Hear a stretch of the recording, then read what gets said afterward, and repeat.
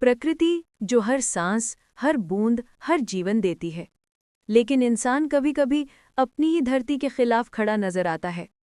1980 के दशक में भारत एक ऐसे मोड़ पर था जहां वातावरण गंभीर खतरे में था और एक ऐतिहासिक कदम उठाना जरूरी था। 1984, वो रात जिसे भारत कभी नहीं भूल पाएगा।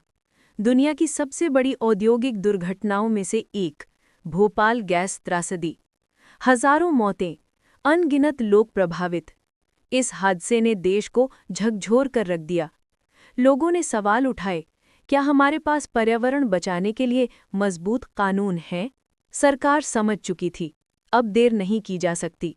और 1986 में जन्म हुआ पर्यावरण संरक्षण अधिनियम का। यह सिर्फ एक कानून नहीं था, बल्कि पर्यावरण सुरक्षा का मूल कानून बन गया। इस अधिनियम ने भारत में बड़े बदलाव लाए। नंबर 1, उद्योगों के लिए सख्त नियम। अब कोई भी फैक्ट्री पर्यावरण की मंजूरी के बिना नहीं चल सकती। नंबर 2, एनवायरमेंटल इम्पैक्ट असेसमेंट यानी EIA। हर बड़े प्रोजेक्ट से पहले पर्यावरण पर प्रभाव की जांच अनिवार्य। नंबर 3, खतरनाक पदार्थों पर नियंत्रण, हैज़र्डस वेस्ट के लिए सख्त प्रोटोकॉल। नंबर 4, प्रदूषण पर कड़ी सजा, जुर्माना, जेल, फैक्ट्री बंद, सब संभव। नंबर 5, सरकार को विशेष शक्तियां, केंद्र सीधे हस्तक्षेप कर सकता है।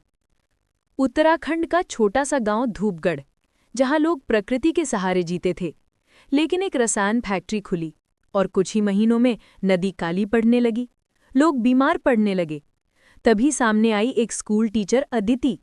उसने पढ़ा था पर्यावरण संरक्षण अधिनियम के बारे में। वो बोली, कानून चुप नहीं है, बस हमें इसका इस्तेमाल करना होगा। गांव वाले जिला कार्यालय पहुंचे, जांच हुई, फैक्ट्री प्रदूषण फैलाती मिली। सरकार ने इसे तुरंत बंद करा दिया। नदी फिर साफ होने लगी और लोगों ने जाना कि ये कानून जनता की रक्षा के लिए है। समय बदल गया, लेकिन चुनौतियां अभी भी सामने हैं। वायु प्रदूषण, प्लास्टिक कचरा, नदियों की दुर्दशा, ग्लोबल वार्मिंग और घटती जैव विविधता।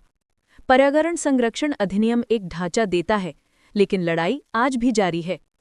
हर नागरिक की एक भूमिका है, एक प्लास्टिक न इस्तेमाल करना, एक पेड़ लगाना, प्रदूषण की शिकायत दर्ज करना, नदी या जंगल की रक्षा करना। अधिनियम हमें ये अधिकार देता है कि हम अपने पर्यावरण को बचाने के लिए कार्यवाही मांग सकें। कानून तभी जीवित है जब नागरिक जागरूक हों। पर्यावरण संरक्षण अधिनियम 1986 हमारी पृथ्वी की सुरक्षा की ढाल है। विकास जरूरी है, लेकिन प्रकृति की कीमत पर नहीं। आइए अपनी धरती, अपने भविष्य और आने वाली पीढ़ियों को सुरक्षित रखने का संकल्प लें, क्योंकि प्रकृति हमसे कुछ नहीं लेती, हम ही उससे सब कुछ लेते हैं। अब वक्त है उसे लौटाने का।